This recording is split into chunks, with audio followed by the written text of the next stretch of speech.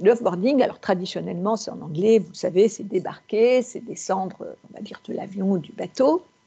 Mais là, c'est une vision différente, ça serait presque un redécollage. Hein. C'est l'ensemble des processus mis en place pour gérer et faciliter le départ des salariés à potentiel. C'est-à-dire pas les gens dont on dit bon, c'est fini, hein, on pourrait parler de la retraite, dont c'est fini parce qu'ils sont plus bons, dont c'est fini parce que bon, bah, c'est plus possible, etc. Hein, tout cela, il faut faire des offboarding, je vais en parler 2 secondes, de qualité, ça c'est extrêmement important. Mais là, c'est l'idée de dire, ils en ont encore sous le pied, ils pourront encore donner à l'entreprise, mais ils ont envie de partir. Et là, est-ce qu'il n'y a pas quelque chose à creuser sur la facilitation de leur départ? L'idée est, et je l'ai cultivée moi en tant que manager pendant 5 ans dans une école de management, c'est se dire on fait un compagnonnage. On envisage un bout de chemin ensemble, mais à un moment, tu vas me quitter. Je vais pendant ces 5 ans, ces 3 ans, il n'y a pas de date vraiment donnée évidemment, on évite quand même que ça soit au bout de 3 mois, mais voilà, je vais te donner de quoi te former, je vais te donner de quoi faire grandir tes talents, tu vas trouver dans mon entreprise, dans mon organisation des choses positives qui vont t'aider à être quelqu'un qui va grandir et être heureux au travail, mais je sais qu'au bout de 3 ans, 5 ans, 6 ans, tu vas, voilà, et je te le souhaite. Et tu m'auras apporté pendant ce temps beaucoup de choses très positives. Et ça, il y a des entreprises qui commencent ou qui l'ont déjà capitalisé parce que c'est une façon aussi eh bien, d'envisager du gagnant-gagnant, comme on le voit au moment où on se sépare, eh bien, chacun repart enrichi et, ce qui est important, sans animosité. Alors, le premier avantage, c'est éviter, ça je l'ai déjà dit, que des salariés restent dans leur entreprise pour de mauvaises raisons. Alors, on n'évite pas tout, mais le fait de savoir qu'on va pouvoir partir et qu'on nous aide à grandir et à être capable de partir, ça, c'est essentiel. Beaucoup de salariés sont coincés dans leur entreprise parce qu'on ne les a pas formés ou ils n'ont pas su demander la formation, mais ça, c'est des choses qu'il faut travailler.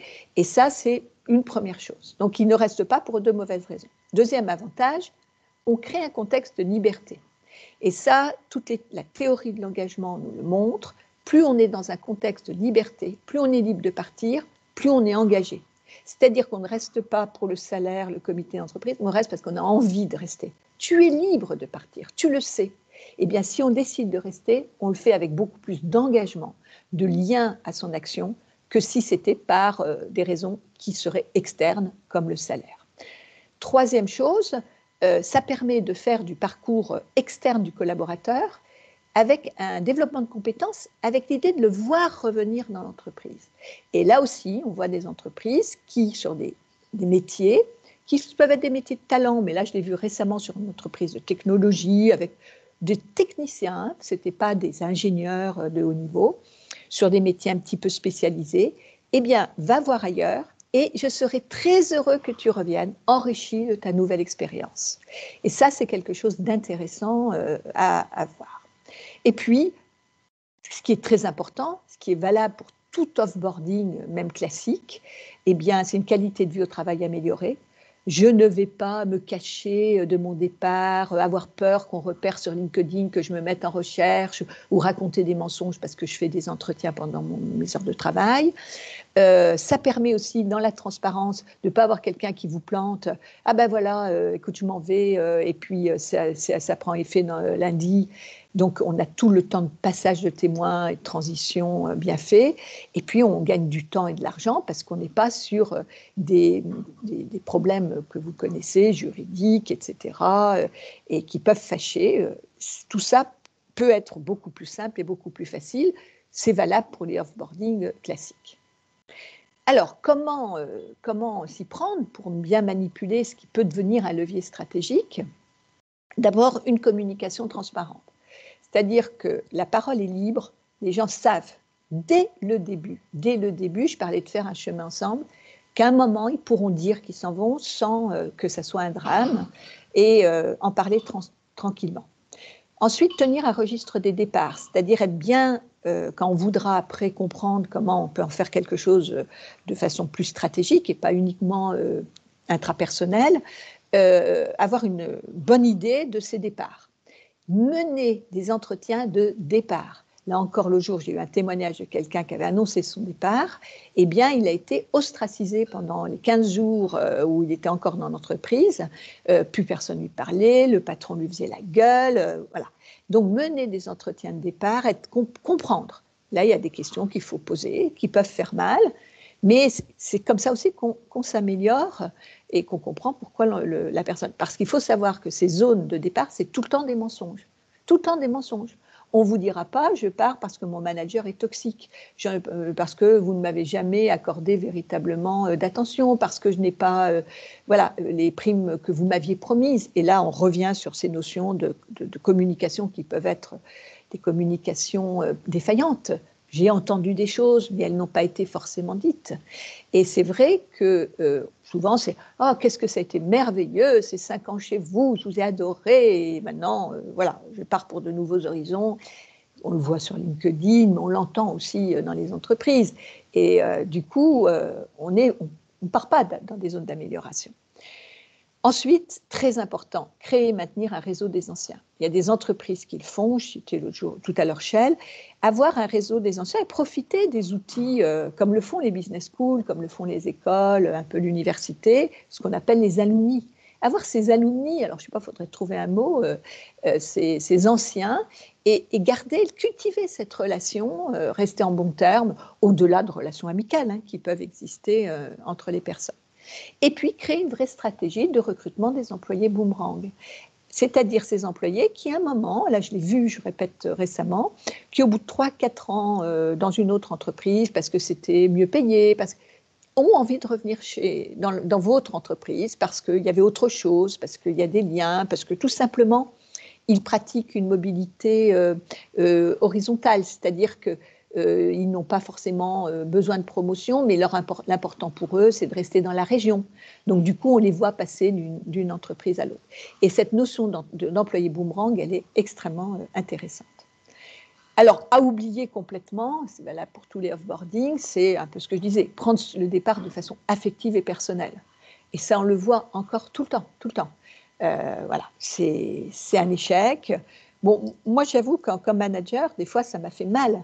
Alors, ce n'était pas forcément des départs à cause de moi, mais on a tendance à se dire « Ah zut, il n'était pas, qu'est-ce que je n'ai pas fait ?» et à être moins, enfin, pas forcément aussi ouvert qu'on le voudrait. C'est vrai que, par exemple, un discours d'adieu, on dit ce que je me suis toujours efforcée de faire.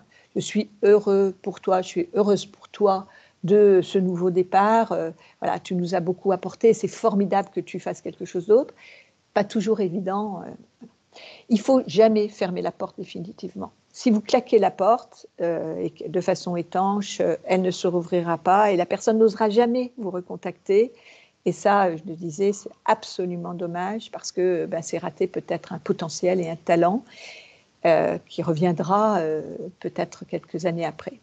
Et puis, un départ très spécifique, c'est les travailleurs à la retraite. On l'a vu là avec la pénurie de médecins. Est-ce qu'on a été content de reprendre des médecins à la retraite? On le voit sur d'autres métiers quand il y a pénurie. La retraite, ce n'est pas forcément des gens qui n'ont plus envie de travailler. On le voit dans des écoles de management où des professeurs ont été mis à la retraite pour des raisons économiques, reviennent enseigner avec d'autres statuts. Et je crois que c'est très intéressant dans le contexte qu'on connaît actuellement aussi de penser à ça.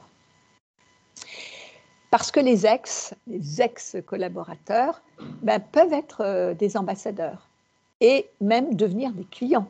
Donc, c'est quelque chose qui est aussi très intéressant. Être des ambassadeurs, parler positivement de son entreprise. Oui, je l'ai quitté, mais qu'est-ce que j'ai passé des bonnes années? Qu'est-ce que le management est positif? Voilà ce qu'ils m'ont donné. C'est ça ce qui est important. Parce que même si nous n'avons pas ça, on peut avoir le contraire. C'est-à-dire la mauvaise rumeur sur les réseaux, le bouche à oreille, les réseaux sociaux, d'une entreprise qui vous jette et qui, quand vous voulez partir, vous déconsidère et qui n'a pas cette vision de la carrière au long terme pour vous et pas simplement pour elle, pour l'entreprise.